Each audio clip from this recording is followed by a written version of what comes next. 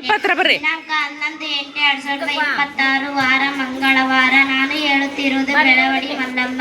ಇಂದು ನಾನು ಬೆಳವಡಿ ಮಲ್ಲಮ್ಮ ಇವರ ಜೀವನ ಚರಿತ್ರೆ ಬಗ್ಗೆ ಹೇಳ ಬಯಸುತ್ತೇನೆ. ಇವರು ಕರ್ನಾಟಕದ ಬೆಳಗಾವಿ ಜಿಲ್ಲೆಯ ವೀರರಾಣಿ.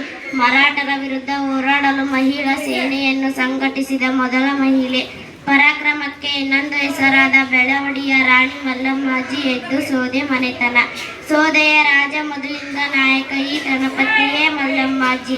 ಈ ದಂಪತಿಗಳಿಗೆ ಮಕ್ಕಳಾಗಿರಲಿಲ್ಲ. ನಂತರ ಸೊಪ್ಪಿಸಿದ್ದ ಬಸವ ಎಂಬ ಮಹಾಯೋಗಿಯ ಸಲಹೆಯಂತೆ ವೃತ್ತಾಚರಣೆಯಿಂದ ಜನಿಸಿದವನೇ ಸದಾಶಿವ ನಾಯಕ.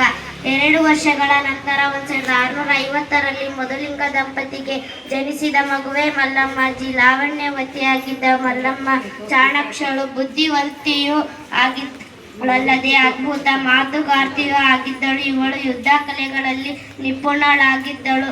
ಶಿವಾಜಿ ಸೈನಿಕರು ಯಾದವಾಡದಲ್ಲಿ ಬೀಡು ಬಿಟ್ಟಿದ್ದು ಸೈನಿಕರು ಬೆಳವಡಿಗೆ ಹತ್ತಿರವಿದ್ದ ಗೋಶಾಲೆಗೆ ನುಗ್ಗಿ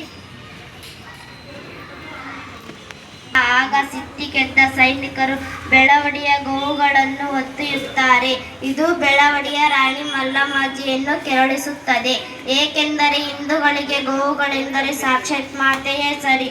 ಸೈನ್ಯವನ್ನು ಕರೆದುಕೊಂಡು ಹೋಗಿ ಖಡ್ಗದ ರುಚಿ ತೋರಿಸಿ ಗೋವುಗಳನ್ನು ಹಿಂತಿರುಗಿಸುತ್ತಾರೆ. ಇಡೀ ಬೆಳವಡಿಯಲ್ಲಿ ಮಲ್ಲಮ್ಮಾಜಿಯ ವಿಜಯೋತ್ಸವ ಮೊಳಗುತ್ತದೆ. ಹೀಗೆ ಎಷ್ಟೋ ಕಾಲದ ನಂತರ ಮಲ್ಲಮ್ಮಾಜಿ ತನ್ನ 67ನೇ ವಯಸ್ಸಿನಲ್ಲಿ, ಅಂದರೆ ಕ್ರಿಸ್ತ ಶಕ ಫೆಬ್ರವರಿ 19, 1717ರಲ್ಲಿ ಲಿಂಗೈಕ್ಯಳಾಗುತ್ತಾಳೆ. ಎಲ್ಲರಿಗೂ ಧನ್ಯವಾದಗಳು.